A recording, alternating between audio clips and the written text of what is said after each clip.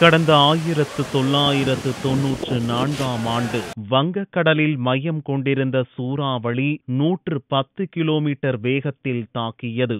இதில் கிண்டி தேசிய பூங்காவில் காணப்பட்ட அரிய வகை மரங்கள் முறிந்தன.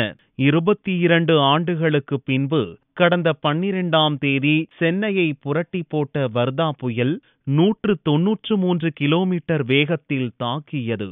இதிலும் அதிகம் பாதிக்கப்பட்டது மரங்கள்தான். இம்முறை 20,000த்திற்கும் மேற்பட்ட மரங்கள் முறிந்து வீழ்ந்துள்ளன. விழுந்து கிடக்கும் மரங்களில் பெரும்பாலானவை ஆங்கிலேயர் காலத்தில் அறிமுகம் செய்யப்பட்ட ஹைபிரிட் மற்றும் இறக்குமதி மரங்கள்தான்.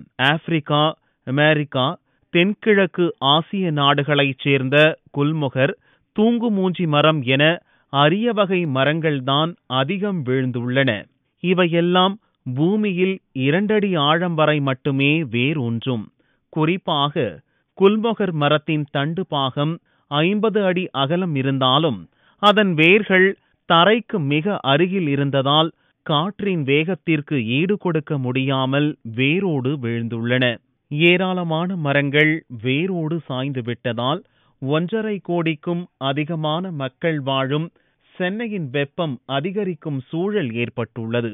அதோடு காற்றின் மாசு அதிகரித்து நுரையீரல் மற்றும் சுவாச பாதிப்பு ஏற்படும் அபாயமும் உள்ளது. இதனை சரிக்கட்ட உடனடியாக நடவடிக்கை எடுத்தால் மட்டுமே ஓரளவேனும் சமாளிக்க முடியும்.